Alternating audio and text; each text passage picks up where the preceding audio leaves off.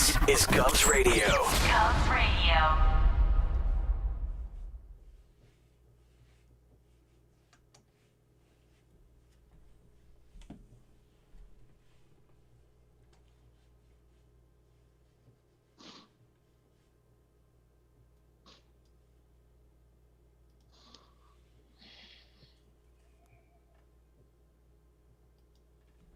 Hello, everybody. Welcome to this very special event here on Gov's Comedy Club podcast. It is a very special event. We're very excited. We have some very special guests here today joining Sallie and me. It's a very special day. It is 50 years ago today that the one and only Billy Joel performed his very first concert as a solo artist. He had some bands that he was with previous, but when he became Billy Joel, the artist that we know and love today, 50 years ago today was his very first concert. 50 years ago, just a few weeks ago, was the release of his very first album called Cold Spring Harbor. And we have here with us today two members of Billy's original touring band. We have Larry Russell here with us. He was the bass player. We have Rhys Clarke, who was the drummer. And Rhys, I know, stayed with Billy for several years. And we also have joining us very special guests today. We have Elio Pace is here with us. And Kenny Ingram is here, pianist extraordinaire from Canada. Kenny Ingram. Elio and Kenny were involved when Rhys and Larry back in 2013 reunited the original Billy Joel touring band, and they put on some fantastic shows performing material from that time frame. Thank you, guys. Thank you all for being here today. We're very excited to hang out with you guys. Thank you. Thanks for having us. Excellent. Great to be here. Nice. So how's, first off, let's just get right off the bat here. How's everybody doing? Everybody's safe and everybody's happy and healthy after this crazy year or two at this point? Everybody's good? Yeah. I'm good. Good. Happy to really. I'm doing well. I gotta be Yeah. honest. Larry, what's that? You're not well? Is that what you said? Not. I don't think anyone is really well. Well, we know you're not well, but that has nothing to do with know COVID. that. So yeah. But we're happy that you guys are here just the same. How does it feel? By the way, Yeah, go ahead. Tony and Sallie, are you guys well? We are. Yeah, Yes. You look like it. Thank you very much. Yes, we are sexy people, and and we appreciate that. I noticed that. It's really good to see you guys. We're honored to call all you guys friends, and those concerts you did in 2013 and 14. Still to this day, one of the best concerts I've ever been to ever. They were just magical. The guys, musically were tight. It was just a great time. How do you guys? How do you feel? 50 years? Does it feel like 50 years? Yeah. Do you look back and you're like, holy shit, 50 years? It does. It does feel like 50 years. Really? Seriously? There's something interesting. I think I even told you about this. Is that it's not only 50 years to the day, but it was a Tuesday when we played. Oh, really? Oh, no So kidding. It's really to the day. And where was that show? That was at Ultrasonic LIR. Studios. Radio Over the LIR. it was WLIR handled it, and Wow. it was great. Yeah. Really great. So, all right, let me go back. There were some standouts though. There were some standouts. What from that Go show? Go ahead. Go ahead. Say whatever you want. The performance. I mean, Billy was doing like he was kind of like a lounge act, in some ways. He was doing comedy. He was pulling songs out. He was doing Cary Grant. He was doing Georgie Jessel. Like at one time during a rehearsal, during that She's Got Away, he was singing like Georgie Jessel, like she's got a light around her. It was really, I used to have a tape of that. I don't have anymore because I moved so many times. But Yeah. he was really funny. But there were some standouts. Captain Jack was good. I know Rhys liked that version of Captain Jack. But it didn't have the traditional beginning yet. He Right. didn't have that yet. He had it during the chorus, but he didn't have it in the beginning. So it was, but it was good. Where do you? I'll say one thing. Go ahead. Well, let me just say one thing. Yep. Is that in the beginning of that show, they had someone helping out with the crowd, and he was on the microphone. He probably worked for the radio station, and he said he was like a hippie. You could hear him talk about it. He was saying, "Look, when I say when I introduce Billy Joel, will you please applaud?" And I couldn't believe it. He said that. I know I have a tape of that. I wish I could send it to you, but we can't play it anywhere because it'll be it's not license free. But Well, I'd be willing to play it. You know, they can come raid the station here. That'll be fun. It'll go viral. Oh, sure. Why not, man? Why not? Oh man. Well, yeah. I mean, I don't mean right now. It'll be too much. But what was it? Oh yeah, I'll send it to you. I'll send you. Cool. Go ahead. What was it? So, do you think he did a lot of the comedy and the impressions back then because he only had one album, an album he wasn't happy with? Do you think like he was just trying to fill time and win the people over? You know, and maybe he felt he didn't have enough material. Like, do you know where the comedy bits came from? I think you're right. I think Rhys, what do you think? Because that's what I think he's right. I think Tony is right. Yeah, I think he's trying things out. Right, exactly. He had that, that ability to keep it rolling. In the dead spots, he knew how to fill it, and it was just part of his natural talent. Okay. Well, good answer. Yeah. And what about you guys? Did it catch you guys by surprise, or was this stuff that was discussed in rehearsals? And if he went into some country and western song, did you guys just follow along, or did you sit back and say, "What the hell is he doing"? No. We joined it. Yeah, all right. Go ahead, Rhys. No. We just I mean, at rehearsal, he did this at rehearsal. Yes, please go ahead, Rhys. Let Larry talk, Rhys. I'm excited. Hey, Elio. I'm excited. Elio. How you doing, Elio? I'm good, Rhys. I think good there's a bit of a delay, isn't there? So go on, Rhys. You tell us what.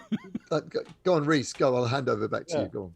No. He just, it was part of the entertainment percentage of his giant talent that, he just knew how to communicate with the audience and whatever the, unpromptu scenario would be, Billy knew how to deal with it and turn it around and, make a real positive, continued positive vibe of it. So, and if it was a negative vibe, he knew how to deal with that too. And so if someone during a ballad was, talking to their girlfriend or something because they didn't want to be there, but the girlfriend did.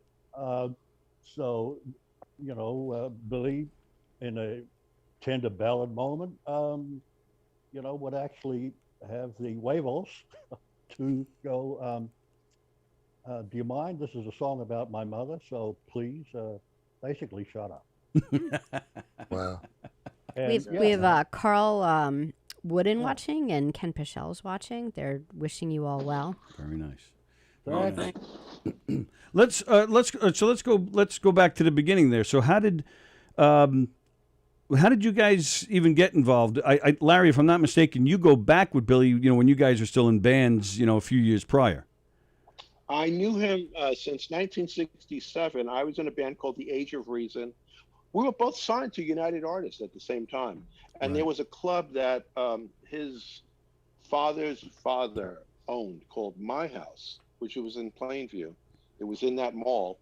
And we would play there on weekends. We would open up for the Hassles. And that's how we got friendly. We went out after the shows. We would do proms together. We did Palisades Amusement Park together. We did parties, and we got really close. And then it wasn't until 6 years later that I ran into Irwin on, where was that? That was Central Park South and Columbus Circle. And that's how it started. Yeah, it's a weird story, right? You just happened to basically literally see Irwin, on the street, right? And he informed you that Billy was looking for a band? It's right by the Trump International. Is that the International? It's that corner where Broadway meets Central Park South.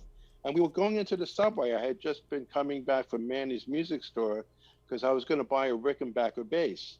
And I just see Irwin on the street, and I just said, "Oh my God, Irwin, how are you?" And and he just told me all about Billy's plans to put an album together.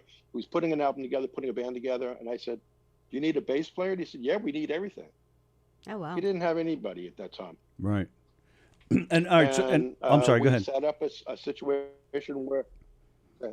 No, I just wanted to say, we set up a day where I can come and listen to the music over at the Paramount building, which is what it was. And I went up there and I listened to She's Got Away, and I fell in love. I thought, oh my God, this is American Paul McCartney, Yeah, absolutely. at the time. And you actually helped, and correct me if I'm wrong, but did you actually help Billy pick the rest of the band members, yes? Or is that wrong? I was there through the whole thing. I mean, we were looking for drummers. Oh, Rhys, this is beautiful. We were trying drummers out for about 2 weeks, and I hated every drummer. And I looked at Billy and I said, nope, nope, nope, nope. And then it was, the men in suits realized they had to get the man who played on the album, and the best drummer for the gig was Rhys Clarke. Rhys shows up, and from the minute he played, it was like, oh, thank you. Thank you. So, Thank you, Rhys. So Rhys, so you were hired There we go. You were hired to play on the album, but then you had to kind of re-audition to do the tour? No. No, he didn't. Billy and Owen called me and said, hey, you played on the album, so would you like to go on the road? And I said, absolutely. I've been here in LA now in the studio doing stuff for like 15 months, and I'm missing playing and touring because I haven't done that being an immigrant here. So I said, actually, yeah, I'd love to go on the road. So how did you get the gig playing on the album then in the first place? How did you and Billy discover each other? I was signed to Artie Rip and his label, Family Records, and he was building his empire here in LA. And so I was doing a lot of demo sessions and so forth for him. And our band had a deal, so we were doing our album. Anyhow, what happened was Artie said, I've got these 7 songs that of the singer-songwriter kid from Long Island that I'm going to do an album with. And he said, I want you to play drums on it. And I'm going to get Don Evans, who was also doing Rip projects, and we'll get a session bass player, which was Larry Nectel. And Billy's come flying out next week with Owen, and we're going to do the album. So what happened was we set up the first session at the Record Plant West here, and came on in, and that's where we met Billy and Owen at the studio, Don and I, and we did our little meet and greet and stuff, and then we sat down on instruments, and got sounds, and Billy started launching into Joe Cocker's Letter, and off he went. And we just joined him in. Oh, wow. And joined with him, and we did the Letter. Wow, that's cool. Yeah. And I'm sure. I mean, you both you guys do. Go ahead. So then he Sure. called me after all the tracks were completed, and he and Owen went back to New York and called me, to see if I was interested in putting the band together. And he had Larry, and he had Al, and I said, yeah, I'd love to do it. So I came on out and grouped, and off we went. And I'm sure at the time, I mean, as both you guys, in fact, all 4 of you as musicians, I'm sure you've worked with people where you think to yourself, wow, this person's really talented. These songs are fantastic. And some of them, become, hits, or they get some kind of traction, and there are plenty that don't, unfortunately. Yeah. But did you think at the time that there was any, you couldn't have known that Billy was going to become the legend that he became at the time, or did you think, wow, this guy is going to be something? Yeah, Larry, you did? No, I absolutely. In fact, there's a person who just wrote to me on, there's that sticker from Marisol. Remember that sticker, that triangle sticker? Right. She's somebody I knew from Godspell. And she said to me, I remember you told me back then that he was going to be bigger than Elton John. No kidding, yeah. So, and where did you where did you find that? Did you see that when he back in the day when you guys were in bands, or was it this particular album and tour where you're like, wow, this guy is something special? Well, for me, it was my wife. It was my wife Marilyn who said, because I was digging on Elton John at the time, and so we've got a little comparison going here, and so it was my wife Marilyn who said, there's no denying this talent. Wow. And what was your feeling, Rhys, when because there's all this talk, and Elio and Kenny, I know there's been a lot of discussion about this as well, that, with the first album, the problem with the speed, was the vocals too slow, or there's the music too fast, whatever. It sounds like the Chipmunks. Did that, I know, and Billy talks about interviews, I threw the record down the street, but how was your feeling when you heard it? Did you care? Were you just thinking it was just another gig, you got your paycheck? Like, how did you feel it was going to affect going on the road and hurting the tour in any way? What paycheck? What paycheck? You guys, the record company doesn't, somebody must have fronted you guys must have made something. I'm not saying you're rich and famous at that point, but you made something, no? Well, Tony and Sallie, one of the things that was part of the album's not making it, was that there was a distribution deal that they weren't coming to the ballpark. They failed to get albums in the stores, and wow. we would do really well with audiences, but they were saying, the feedback was coming from, the next day after they'd seen Billy perform, they would go to the record store and they couldn't find Cold Spring Harbor in the bins. Right. Wow. Yeah. And that was a major problem. And so the distribution, all right. So, but do you feel people that could find the album, and they hear this weird mix, do you feel that hurt you guys at all, or do you? Or I don't. I don't, because they had nothing to compare the weird mix to. Right. They just love the songs and the talent of Billy and exactly and the band. Yeah. So so it was like. And how was Billy? For Billy and us, that was kind of a second disappointment. Yeah, I bet. Did he, because it was his first solo tour, he's used to being in bands, did he treat you guys like a band? Did you guys have a set? Yes. Yeah. Did you have a say in the set list? Was there talk of maybe the naming the band, like Bruce had, the E Street Band? Was there any talk of becoming? Yeah. All that. There was all that, huh? Yep. What were some of the names you guys threw around? Anything? I came up with the name. Okay. It's on our way back from that TV show. Remember that Carbondale, Illinois show? Rhys? Right. Yep. I was in the car and I said, well, why don't we come up with a name? I said, how about the Jolettes? And Billy laughed his ass off. He thought that was hysterical. It's a stupid name, of course, but no, I'm just kidding. But that really did happen. So you would have gotten up in in skirts and had choreographed dance moves behind him. Yeah, exactly. Yeah, exactly. Dance routines, and that's cool. I can see Rhys doing that. You guys thought about the name Dawn and realized Tony Orlando already had it. Billy Joel and Dawn. The Jolettes. Yeah. Nice. Now, anyway, go ahead. Songs. Go ahead. No? Oh, I thought Larry was about to speak. Sorry. So the well, I was going to say there was really no mention of names. We were just, for me, what I remember is just learning songs. We had the album to learn, but then he was writing new songs, and he came up with Traveling Prayer, and he didn't want to do it. I remember, like, Rhys and I came up with this dun dun dun dun dun dun dun dun, and it was like a, I don't know, kind of a jazzy thing, right? Right? Yep. Rhys play the hi-hat part. Yep. Yeah. There it is. He still remembers it. And Billy at the end of that rehearsal he said, should we do this? I don't think so. I said, no, we should do this. It's great. He didn't want to do it. Yeah, it's one of my favorite songs. So he had other songs to think about, and he kept writing. Yeah, me too. And he kept writing new ones, and he wrote Long, Long Time, and he wrote... well, a lot of the Piano Man album... On the road. Right, a lot of the Piano Man album is stuff that he worked out with you guys, right? A lot of that album. Yes, that's right. That's right. That's exactly right. And so, yeah, so that's what we did mostly, new songs and old ones. And that actually, that's a good segue into moving a little further into the tour. You guys played what is known as the famous Sigma show,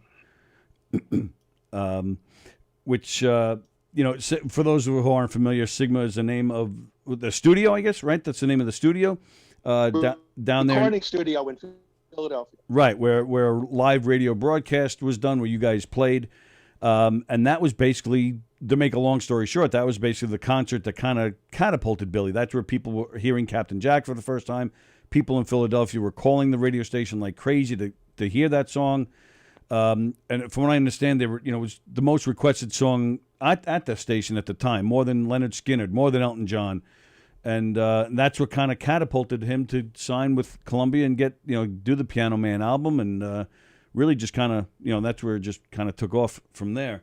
Did you guys have any idea doing the Sigma thing? I mean, you did a few different radio shows, so this must have been at the time just another gig, right? Rhys, you want to talk? I have something to say, but of course, I always have something to say. For me, Sigma was two days after Marisol, and we played in front of over 20,000 people for the first time ever, and we killed them. We had two or three encores, and then we do Sigma. So we walked in with bravado. We really felt like, wow, we've really come to this place, this level. Right. And I think it showed in the playing of Sigma. You can hear it. Yeah, it's a fantastic show. But did you think at the time, after playing Marisol and then this one, I guess you were feeling like this is really a tight band. This could be something special. Exactly. Yeah. Let me grab Kenny and Elio for a second. Kenny, I know, Kenny, you've said in the past, actually, I think you might have even said it today when you posted about this. Do you think Cold Spring Harbor is Billy Joel's best album? Yeah, for sure. Really? And you got, I mean, I'm sure that's a rarity. Most Billy Joel fans will not pick that one as their favorite album. Yeah, I tend to be that kind of guy. I don't, there's the Billy Joel Facebook page or group that I tend to not comment as much as I once did, just because I'm probably the guy with the least popular opinions of all the Billy Joel fans. But for sure, Cold Spring Harbor, to me, it's just it's really something else in his discography. I think of it as a very heavy album, very soulful, very honest, and very serious. And that's kind of why, some of his music is just, you throw on, it's very easy listening, that kind of stuff. With me, Cold Spring Harbor, if I listen to one track, I have to listen to the whole album, because it is kind of a whole complete thing, from start to finish. Yeah. And it's one of those ones, kind of like I would compare it almost to some songs like Vienna or some of his other later work, where he really sings like himself. He's not trying to do anyone else. He composed those songs possibly for other people, he says, but he really sang them soulfully on the album like himself. I mean, maybe there's an exception, like You Can Make Me Free. He's kind of doing McCartney, but I really, really see it as a very soulful album where he's very honest to himself, and it really shows in the music. Wow, that's interesting. and I know even Elio too. You've talked about how you love that album. We've talked about several songs from the album, and you, a lot of, even Billy himself, ignores a lot of the album. He's not a fan of it. But you, on the other hand, you're also a big admirer of that album. Well, I'm different. I'm different to Kenny. I love Kenny's interpretation of what it is he loves about. I mean, I have a million questions to ask all three of the guys so far, because like you, Tony, I'm just sitting here just listening to Larry and Rhys talk about history, music history, of which I cannot believe, because of what happened in 2013 I'm part of. It's just incredible to listen to them.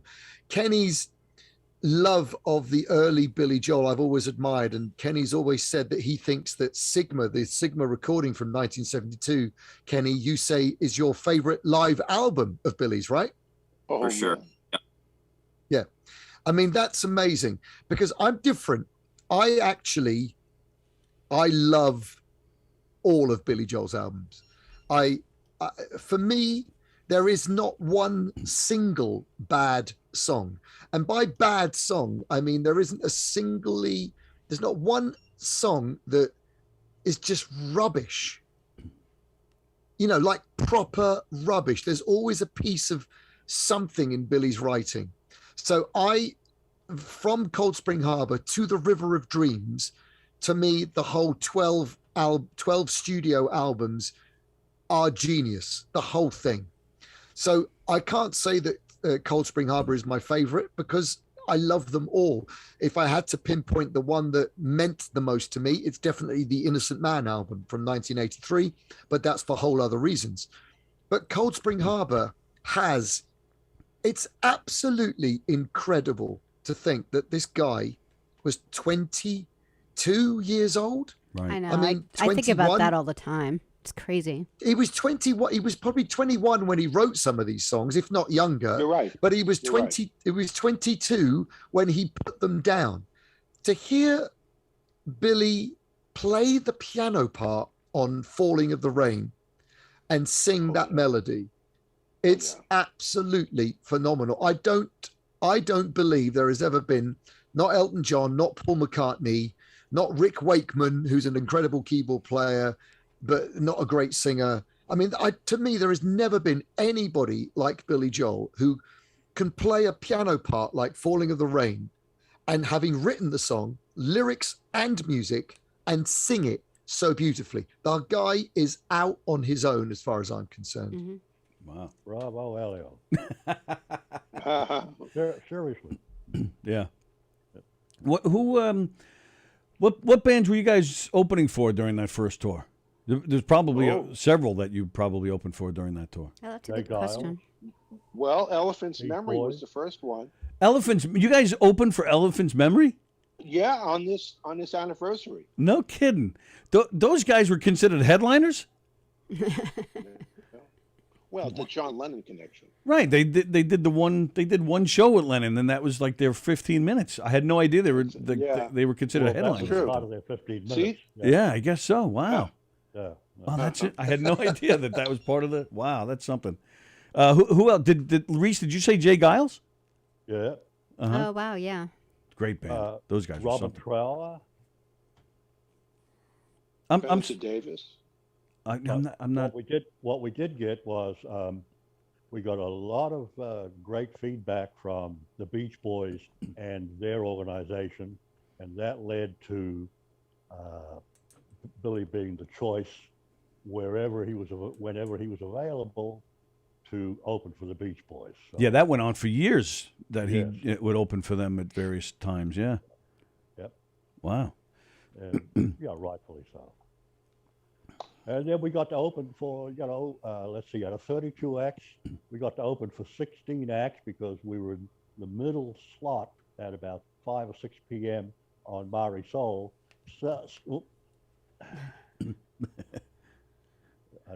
A drummer using his hands to talk. So we had 16 acts open before us and 15 after us. And if I may be narcissistic, it was pretty difficult for the 15 afterwards to follow Billy after we finished. Nice. Yeah, I've true. read that you guys were one of the acts that really kind of stood out from that festival. Put out. Yeah. New York Times wrote something about us. Yeah. Mm-hmm. Can I ask you? Like Elliot Who Ross. else? Go ahead, Rhys and Larry, can I ask you, do you think, even though that Captain Jack from the Sigma recording was the thing that caught Clive Davis's attention, do you actually think it was Mari's Soul that actually caught the attention of everybody? I think it was a combination of both of them. I don't think Yeah, it I was think one it or was. the other. I think the timing of both. yeah, as everything. It was just, there was no denying this huge talent that was, up and coming. So, what But is it took Murray's soul, because that talent was there in 1971 when you started touring on the 9th of November 1971. It was there the month later. It was there the month later. But it took that gig in Murray's soul where, as you so beautifully just said, the 15 people that came after you had a hard time because Billy had stormed the gig. Yep. It took that long for people to wake up to how good this guy, and that is after he'd been like a hero on Long Island in New York, playing with the Hassles and the Lost Souls and all that stuff he'd done. It's in a way, it took him quite a long time, didn't it, for him to get his break? Well, I think Larry would agree. Captain Jack on MMR, that was, that got him major attention. That was right after Murray Soul. And so it was all part of the momentum building up Billy's career. And so it took 16 months before Captain Jack was actually on a record. Right. As far as that MMR show is concerned, he'd built himself a fan base already. So. And that's a long that's a long time for a fairly unknown artist to for a song to get. Go ahead, Larry. Well, I just want to add to what Rhys is saying also. Is the fact that I'm just so thrilled. I was, at least when it first was released. When Sigma was released on Columbia, I was so happy that they actually had great mixes of those songs, for everyone to hear, because they were trading these tapes for years. Oh, that was a very popular what bootleg are they of Billy. called? Yeah,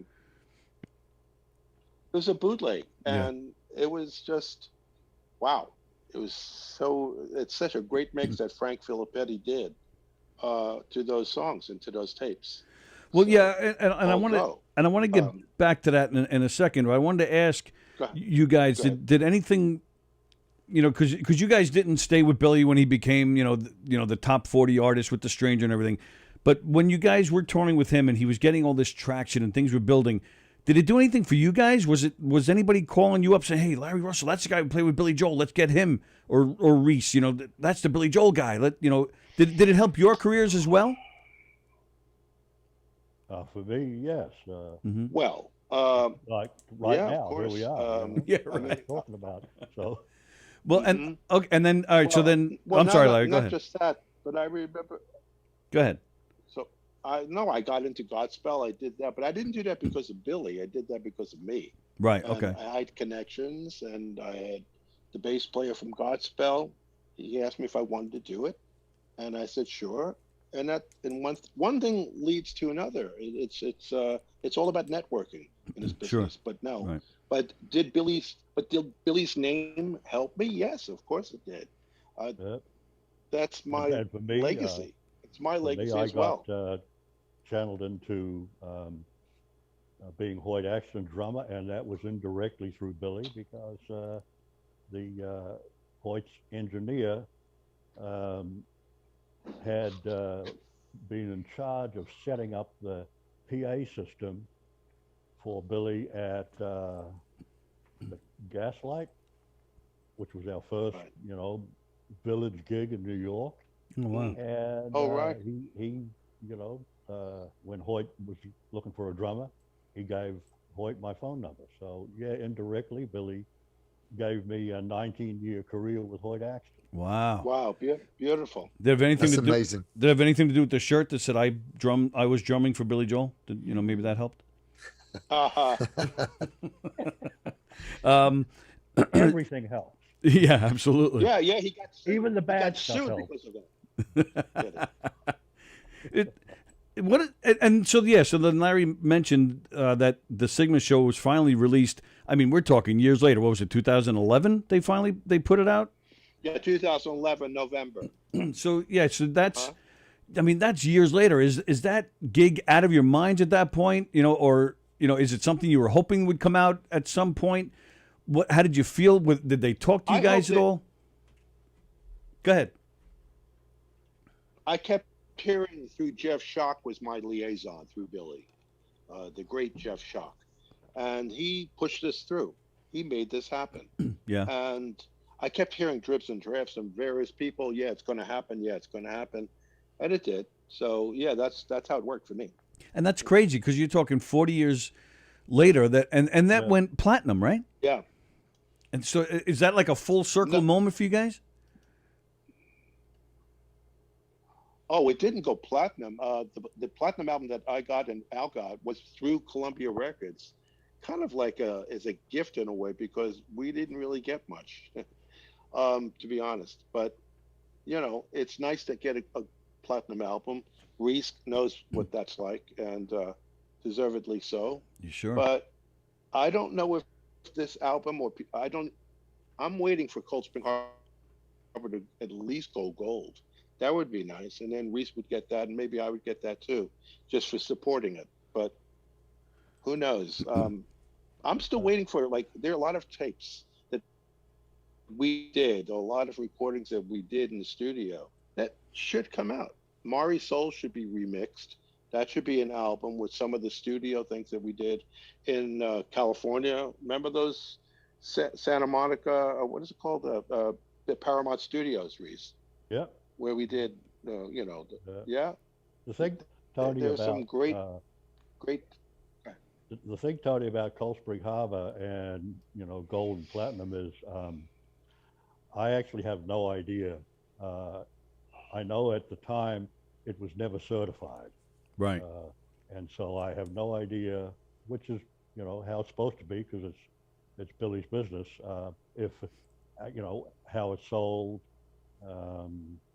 The '83 reissue, I have no idea. So I am curious. I'd like to know how it did, but otherwise, it's never been certified. But when the Sigma recordings came out, was that was that something that you even was hoping would happen through the years? Was it something that was out of your head at that point? Was it exciting to have that released, or what was it, how did it feel to have something released all those years later? Well, for me, I loved it. Yeah. Oh God, yeah. Together again and be able to do to perform those songs again, and also some of the live ones that never got past the tape recorder. Right. It was I found it a wonderful challenge. So. Is that what led to you guys doing these reunion concerts a couple of years later? Yeah, speak about that, because a lot of people maybe they don't know what you guys all put together in the last several years. That's exactly right. Yeah, Larry. Yeah, tell us about what led to the reunion concerts that that you guys did with Elio and Kenny and David Clarke. I mean, I had this idea to raise money. I did some math, and I thought I needed $80,000 to do a video and get fly everybody into you, including you, Rhys, everybody in the band. And Al was alive at the time. I want to mention Al. We love you. Al just passed last year, our guitar player. So I was trying to organize that, and I just couldn't raise the money. I just couldn't get enough of that to happen. So at some point, I asked everybody, can you just do it on your own dime and see what happens? And everybody said yes. And that's how it came about. And I raised a little bit of money for rehearsals and things like that. And we did okay at the bitter end, actually. When we played there, we did fine. But yeah, like that. So the Sigma recordings get released, and that's what sparked you to think, this would be something special to redo that show again. And then, so you grabbed, obviously Rhys and Al unfortunately couldn't do it. So Don Evans came in. Couldn't do it. Right, but Don Evans, who had played on around it, and had toured with Billy off and on through those years, so he stepped in.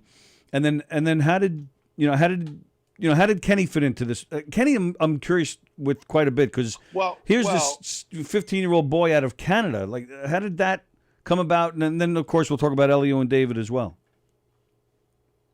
I had this idea to bring. Well, I wanted two Billies. I wanted someone to sing and play like Billy and another person to sing and play like Billy. Just have two, kind of like what Billy's doing with Elton John when he's got dual musicians on stage. But that's what I wanted. But I don't know how. Kenny, I think I had this idea of just bringing a young person up on stage to show the public. Even young people like Billy Joel, or even young people should showcase their talent. And what better songwriter than to have Billy Joel be the crux of that, and have Kenny. And I found Kenny, and I thought he was remarkable. But when I first called him, I called him in his house in Winnipeg. Kenny, you there? Yeah. I think Kenny left. No, he's here. Oh, no, he's right here. And I called, and I started to talk to him, and he had this deep voice, and I thought he was old to talk. I thought he was like at least 18. And he said, "By the way, I'm 14." I said, "Whoa." I said, "I can't talk business. I can't talk business with you." I said, "When are your parents?" It's true. I said, "When are your parents coming home?" Serious. I didn't like that. It's like really strange for me. So Kenny, how did eventually? I think I called him on his birthday. Right? You're June 27th, right? Yeah. Wow, that's a memory and a half right there, Larry. You have a good memory. Yeah, absolutely. So Kenny, let's talk to you for a second. So as a 15-year-old kid at that time, like how does a young guy discover Billy Joel, who at that point wasn't even making records anymore? How did that even happen for you? Well, for me, it started even a year or a year and a half before that. I just been getting seriously into music with my school, and I got actually a solo in a tune that the choir was doing at the time, The Longest Time, and I didn't really want to do it. I didn't like the song at first, and then Elio's flipping out right now at that. Billy Joel has a way of making you like him. And I went from a guy who had never heard the song before to complete super fan. And it led me down a rabbit hole of discovering his early stuff just on YouTube. Yeah. I remember there being, I don't know if it's still up now, but the Mari Soul concert on YouTube, they're clipped into individual songs, and there's a picture of Billy Joel, and I think it's Larry, and I think they're like one of them shirtless or something, and it's really funny. And then I looked into the comments, and I saw a guy say, "There I am at 20 whatever years old," and I'm like, what is going on here? So I'm like, no, I have to inquire further on this. I contact him, and he's like, "Yeah, I'm Larry LaRue. I'm Larry Russell, the guy who toured with Billy Joel." And he's like, "Yeah, I'm looking. I'm at the early stages, but I'd like to do a concert. And I just checked out your YouTube channel. I saw you playing Vienna in your concert hall there, and I'd love to have you open for us." And I was like, "Oh my goodness, how could that be so amazing?" So it took a little while after that before anything actually got off the ground, but Larry kept me in mind when they eventually did it, and I was invited out, and it was just an absolute dream come true. Thank you, Kenny. Thank you. And Larry, how'd you find David Clarke? Was it just a New York thing? Because David's local. I was just checking YouTube for anyone who I thought could play and sing like Billy Joel, or as well, but no one could. It was difficult to find people as good as Billy. But this before I met Elio, and I found David, and I thought David sounded really good. I thought there were some things that he played where he had the attack like Billy, and his voice was good. And I approached him, and he said yes. It's very interesting to me how we're talking about a concert from 71, 72, a tour, during that time, and then talking about all these years later where it's all YouTube based, and and everybody, pretty much anybody that went to that show knows about you guys through Facebook, and and this one particular Facebook group And it's funny to me how that really played a significant part in the reunion concerts, and made them a special. I feel having all those people in the audience was added so much, made it such a more special event because everybody was just sharing that. Yeah, it was actually the first moment. time we all met each other. A lot of us met first time. Yeah. Oh yeah, that's At right. like the bitter end, everyone's like, "Oh, I know your Facebook profile." Right, yeah. Yeah, and Tony and Sallie. Speaking of that, are you guys able to bring Dawn in over the the internet here? Because Don Evans, I saw a comment just come up. Oh, Sally's looking at. Sallie was keeping track of the comments. Did you I see didn't it? see anything from Don yet. Is he trying to get in? He said, yeah, I did Oh, wow. with him the typed, and yeah. Let me see. Do you have the ability to? Well, we sent all you guys the Zoom info, and he was a part of that thread. Yeah. So if So he can come on whenever he wants. yeah, if he's able to access that email with the Zoom info, he should be able to just come right in. Yeah. Yeah, he is the invite. Do you see I don't his see comment? Don, but I'm on YouTube. Maybe he's on Facebook. What, Larry? Can we Rhys, can we ask you what he said? Me? Yeah, he said that he was. Well, somebody said that Don wasn't invited. No, Don was invited. No. Don was invited. Don was invited. There was a little mix-up with as far as when he saw the invite and how it all went down, but he was invited, and I spoke to him yesterday. He told me he wasn't able to make it today. He was going to a gig, if I'm not mistaken. He's working. Yeah. Yes. Yeah, but Tony sent him the invite anyway, along with everyone else, so he can come on if he's got like a moment. Sure. If he's driving and he's taking a break from driving, or if he's maybe sitting in a car or something. So I mean, do I need to resend the info to him? Should I do that? I sent him a message real quick with the okay. link. So he, Great. Okay. Thank you, Kenny. Thank you. Good, Kenny. So Larry, so basically, did you feel there was like for Billy Joel diehard fans? Did you feel that it was important to acknowledge this time by having this concert, or was it just something just for you that you just felt would be fun to do? Like what was your reasoning for wanting to put this show together? I think the record release on Sony Yeah. was the first thing, but I thought it'd be such a blast to play these songs again with Rhys and Don and Elio with you. But now I just want to say also that thank you, Tony, for introducing me to Elio Pace, because if it wasn't for you, I wouldn't know Elio. Right? Yeah, that's correct. Elio and I again through this Facebook group, Billy Joel Retold. And Elio, when we first started talking, and we'd have these transatlantic calls for 4 or 5 hours. I mean, we would be on the phone talking for 5 hours. You don't have any clue I mean, how difficult it is for me to keep quiet whilst I'm listening to you guys talking. I'm doing this is killing me. You don't have Right? to Yeah, be there's no- quiet. Why would you be But quiet? Because I have 1,000 questions. So that ask them. I've thought of. Starting No, with no, number no, one no. right now. Go. Ask your question. No, I am just loving listening to Larry and Rhys talk about their times. I mean, and yes, I have to thank you, Tony, very much for making this all happen. Thank you, Tony. And- Woo! And Thank you, Kenny and Kenny Sallie. as well. I think Kenny also contacted either Larry or tagged me in around about the same time as well. So thank you, Kenny, as well. And can I just say about Kenny, right?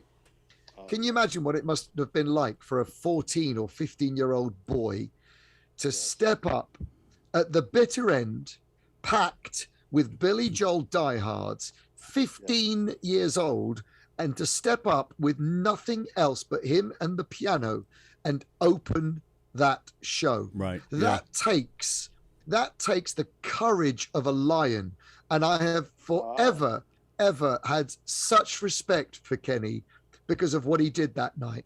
To start the whole thing as a 15-year-old in New York City. He's there with his mum. I don't think he's ever traveled outside of Canada, had you, mate, or something like that. And you're there at the piano with icons either side of you. You know, you got the original band and studio band on the stage. You have all these people, you got the cameras and the lights, and it's all there. And you nailed it.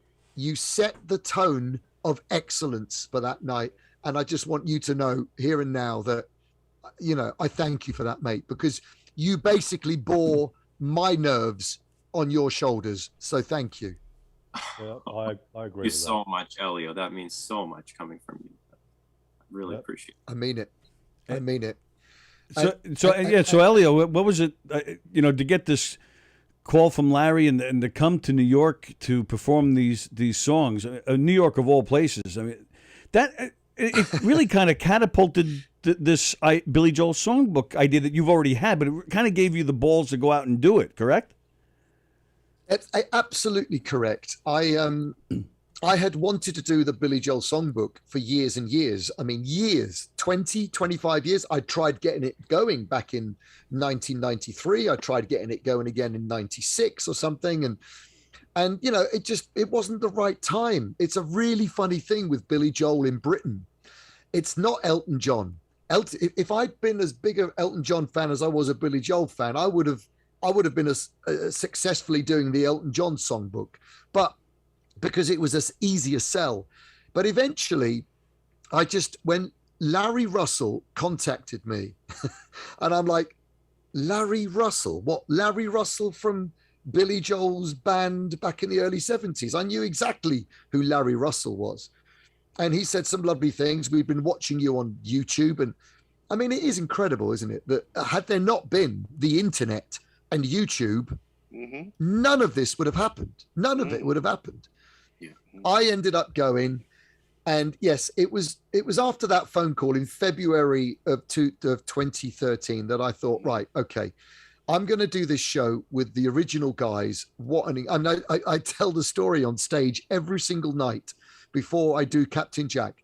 I don't know if Larry and Rhys know this, and Don, and Al, bless him, but you guys get a name check in every single show I've ever done since 2014. Every single night before I do Captain Jack, I tell the story of your career with Billy at the beginning. I talk about Sigma, and then I talk about the reunion, and I say in the show that, and then I got this call from Larry Russell, who said to me, hey, I'm Larry Russell from Billy's original band, and we've been watching clips of you doing this, and we'd like you to come to New York to front the reunion of Billy Joel's original touring band at the bitter end.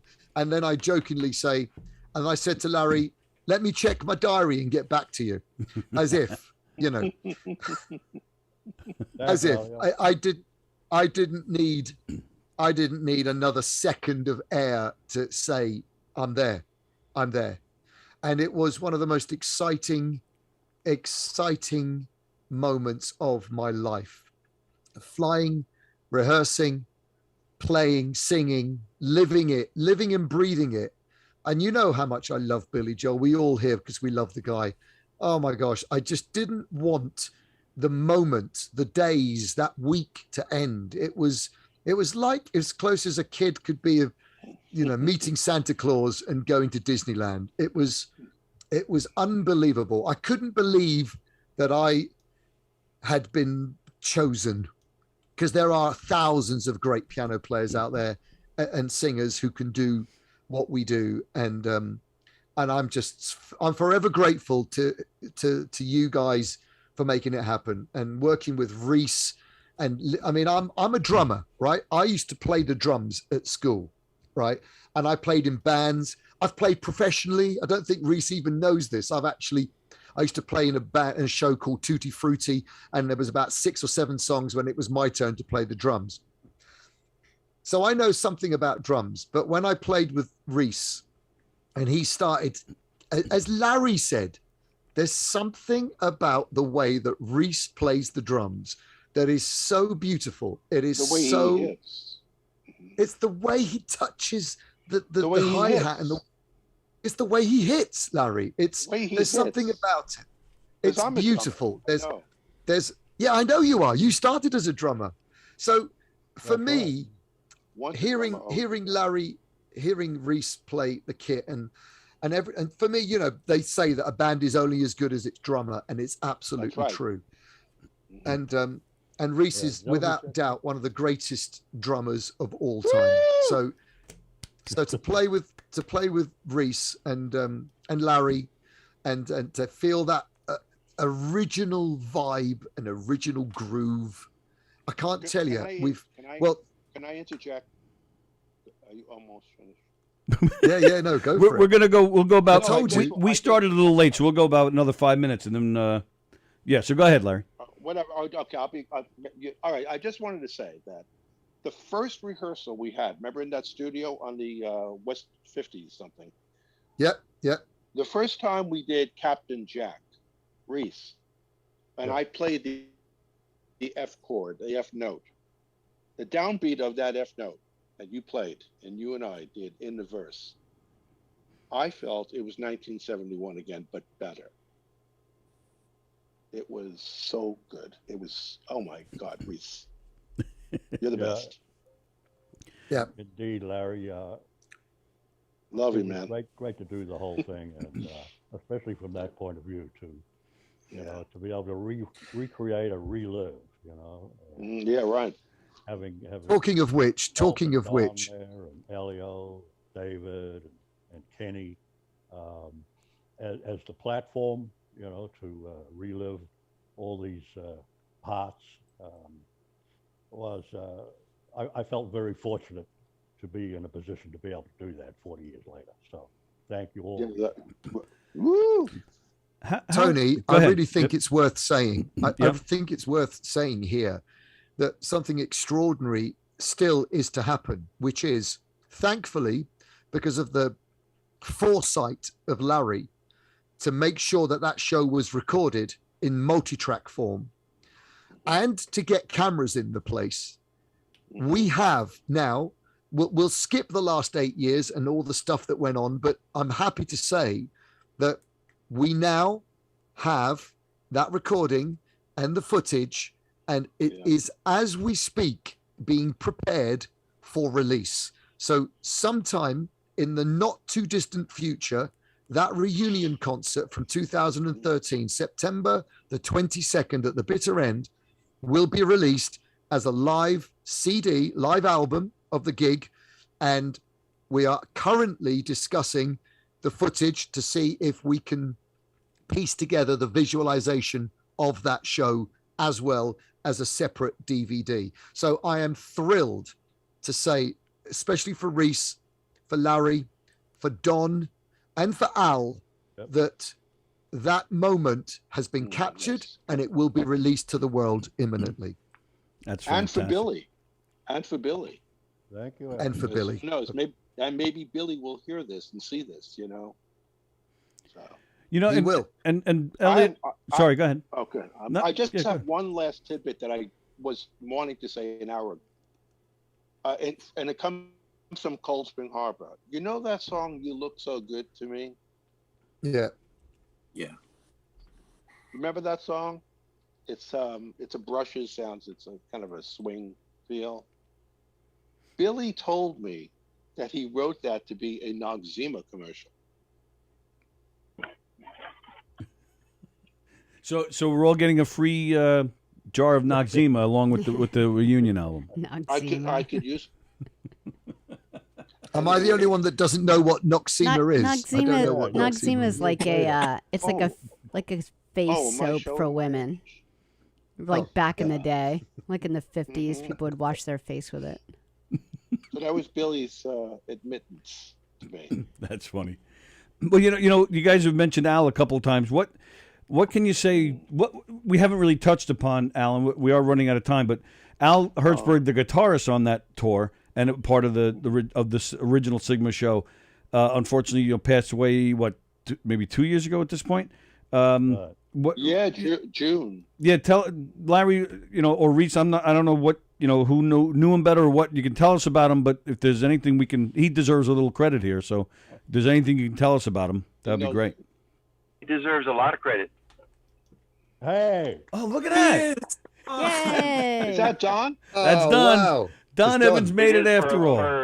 For as good as this, I'm doing this on cellular data, so who knows how it's going to work. But No, actually, yeah, you look Al's fine great. and you sound How are good. you? I'm all right. I saw Al playing just back in the old family production days when family was set up next to the record plant, and he was intimidatingly good. He was great. Yeah, that's fantastic. So, Take one to recognize one. exactly. Well, I was going to say that is coming from one of the greatest guitar players of all time. So, Yeah, it takes one to recognize one. Still doing it to this day, right? He's on his way to a gig right now, right? I am Nice. heading for Cape May. So I'll ask you really quick, Don. Some of the questions I asked these guys before. Did you have any idea how special, working with this particular artist was going to be? Did you have any idea what he was going to become? And what was it like, for you playing with him back then? By the time we started the session, I knew he was fabulous. I knew he was amazing. I had done enough work in the business at that point to know that there's no, you can't really predict. Right. Who knew Hanky Panky by Tommy James and the Shondell was going to be a hit? It's like so, Yeah, right. yeah. So yeah, he was great, man. He played great. He sang great. He had charisma. Lots of charisma. Yeah. He was fun. Yeah. That's fantastic. Did anybody, what was it like after you guys were done playing with Billy to hear other musicians playing your parts? Is that just a part of the life? You're used to that, or were you criticizing it, saying, "Hey, I played that better," or was it just a weird thing to hear somebody else playing like a powerhouse like Liberty DeVito, playing your parts differently? Like, you want me to smack him for you, Rhys? Sorry? Wow. Good question. Yeah, what was the question again? What's it like to hear other people, like after your time with Billy was done, and you hear, like a Liberty DeVito or whoever's playing drums on songs that you played originally, and whether it's Billy or anybody else, is that a weird feeling? Because I'm not a musician. I'm a comedy who just loves the music, so I don't know what that's like. It's part of the evolution of Right. Playing music. I mean, as an actor, I've seen other people play the same part that I've played, so I can steal things or learn from things, or or see that person steal something I may have done. So I don't know if that's the same. And, I had a moment where Liberty on Songs in the Attic, obviously he plays Captain Jack, so Right. he played it really great, and I loved it. I loved the Stranger album when I first heard it, Sure. because Billy now had his band, which he was trying to, get the band to be the band on record as well as live. And so Don and I and Al and Larry were part of that scenario. So when I heard the Stranger album, I went, yep, Billy got his way, and deservedly so. And and there you go. It went on to be successful, and Doug was very instrumental, soda pun, in putting that band together, because he'd been with Liberty and the Russell and let's see. Yeah, and Richie and those guys, right? Yeah. I have a comment, a perspective on that probably nobody else here has. Al played my parts, and I played Al's parts. Right. yes. Right. So yeah, I mean, Right. he did a solo on Street Life, right? That's Al. And I used to, like, every time we'd play it, I would go, okay, I gotta get this. Yeah, I think when you're the guy that initiated it, then it's fun watching other people play your stuff. It really is. Absolutely, That's cool. Wow. Yeah. Yep. And Don, I'll ask you another question that I asked these guys earlier. Did playing with Billy, did that get you some exposure? Did that lead to any other, special gigs of any kind, or? It, at the time, he was like, Piano Man was a hit, but I'm going to say he was more regional. He was big, huge in the Northeast and not so much in the Los Angeles area and so on. So it was just starting. Yeah. Of course you get some recognition. Nice. But do you get, was it like, oh my God, he played with, it's certainly not like Liberty and them, Right. they're like, they're tattooed with Billy. I still get asked about it though. I played Sunday night and, somebody comes up and goes, I heard a rumor. And I went, here we go. And, yeah. And I get, I heard you played with Billy Joel. So what are you doing here in Victorville?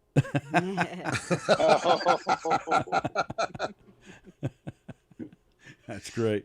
Well, you guys are definitely the architects. Like you said, Liberty and those guys are tattooed, but you guys are definitely the architects that got it going. 50 years ago today, which for the two of you anyway, which is amazing to me. And we do have to wrap this up, but it is scary. Don, did it go? Is that crazy for you to think about that? 50 years, since Sure. Yeah. Of course. How the hell did that happen? Yeah, exactly. Yeah. I know. And I will throw out that I was only 1 year old at the time. The usual comment is that, I played with him, but it was before you were born. Right. And we have Kenny here, who wasn't even born when River of Dreams came out, for crying out loud. Right. I know. All right, so we it is our time is up. Don, let me just quickly say a special thanks to Don, because we weren't, there was a lot of mix up, and we didn't think we were going to, you were going to be able to make it today. So this was a nice special thrill that you were able to jump in with us last second like that, and really appreciate the time and the effort for you to get nice in here Don. quickly with us. Thank you. Thank you for that very much. Yep. And of course, you know what? Quickly, while we still have everybody, before we sign off, tell us what you're doing now and how people can keep track of you. Don, if you're still there, we'll start with you. I'm still here. Well, I have a website, which is don-evans.com.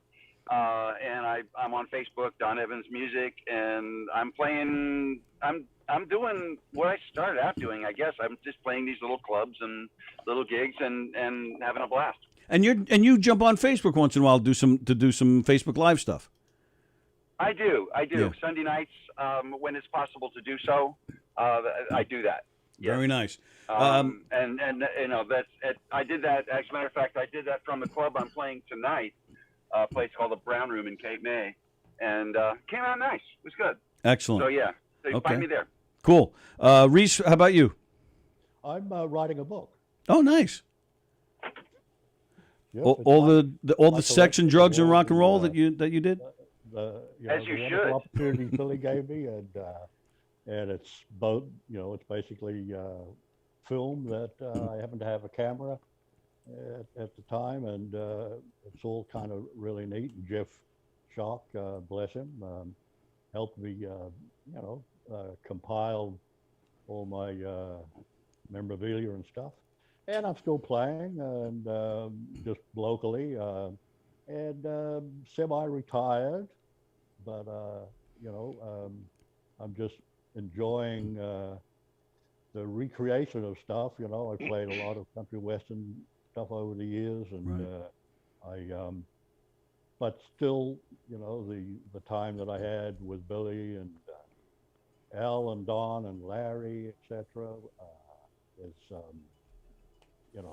really special, and I'm glad to be able to revisit in all these media forms that particular history, and really grateful to be part of that whole scene. So, And you still sporadically have some contact with Billy, don't you? yeah, Billy's been really gracious. Yeah, Very nice. I do. Yeah. Cool. I couldn't call him up right now and say, "Hey, Bill, let's do lunch." Oh, we know that. We would have asked you to do Yeah, that if but we thought you could. Through etc. I'm happy happy to say that Billy has been very gracious, and I'll forever appreciate that. Very nice. Larry, are you up to anything? What are you doing? Well, I produce. You know, I've been Right. doing that for years and years and years. I keep getting new equipment and buying new microphones and stuff. But working with songwriters in the New York area, Michael Golden and Gary Cupper. These are some people, talented artists that I've been working with lately. And some people so things have been good. Some people of note that we know you've worked with on and off through the years is Ace Frehley. Maybe Gary. Well, you know, I've known Michael Golden since 1970s. A singer-songwriter, very talented, plays about 5 instruments. Gary is a notable in the Broadway circuit, and he's working on very close to getting a deal for Broadway. Okay. And so I'm working on some of his songs right now that will go into this Broadway show. So that's very exciting. That's what I'm doing right now. Very nice. How about Kenny? What are you up to? I'm sorry to interrupt. I got to bail, guys. Go. Oh, okay. Thank you for doing this. Thank you, Don. Appreciate you jumping in. Bye, Kenny. Yep. Hey, Don. Talk to you shortly. Later. Take care, man. Bye. Bye-bye, Don. Good to Bye-bye, see you. Don. Okay. All right. So, Kenny, what are you up to up there in Canada? So not too long ago, I graduated from the University of Manitoba with my jazz studies degree. Thank you, on the piano. So that was great. And then since then, I've been recording a little bit. I've been performing, doing mostly weddings is my favorite thing to do, actually. Kind of get to celebrate with people, dress up all nice. And then, yeah, you can find my stuff, my latest stuff on SoundCloud is Kenny Ingram, and same thing on YouTube. Okay. Very nice. Wow. All right. And then last but not least, Elio Pace. Tony, Yes, sir. I'd like to mention that, yeah, I'm involved with Boyd Axton's son, who is, Wow. you know, getting his, you know, his feet wet, so to speak, in the business, and yeah, he's going to be out here with some great stuff. So Doing what? He has his own material, or is he doing his father's stuff? he's doing both. yeah. Oh, nice. He's got at least 300 songs of his own. Right. And, Wow. yeah. Wow. Yeah, we're going to be doing. He's getting his stuff together. So. Wow. Oh, yeah. We'll be on the lookout for that. That sounds cool. Yeah. Good for you. All right. And that's it. Goodbye. Yeah, Oh, sounds I great. forgot Elio. What's Elio up to? Oh, Well, as you know, I've been doing. I mean, you know what I'm up to. Well, I know, but I'm trying to get you to promote something. Billy Joel's Songbook. I love There you Billy go. Joel. He's the greatest singer-songwriter, and I love the music, and I have a great band, and I travel around the UK and Europe and hopefully further afield, just telling people what a great singer-songwriter this guy was and keeping his music alive. Nice. And it has been an absolute, and for me, Tony, to have played Billy Joel's music with Larry Russell and Rhys Clarke and Don Evans is one of the greatest badges of honor in my career I will ever wear. oh. Yeah, absolutely. And I will mention just quickly too, David Clarke, who was supposed to be with us today and then had some scheduling conflicts. Yeah, he sends his regards. He really wanted to be here. David, same thing. He got, I think he's the only person other than Billy who got to play with the first original you guys, and then to play with Liberty and those guys. So that's and again, that's all. I think that's all because of this. That David got involved with you guys, and which led to them seeing him. So yeah, he sends his regards And that's as well.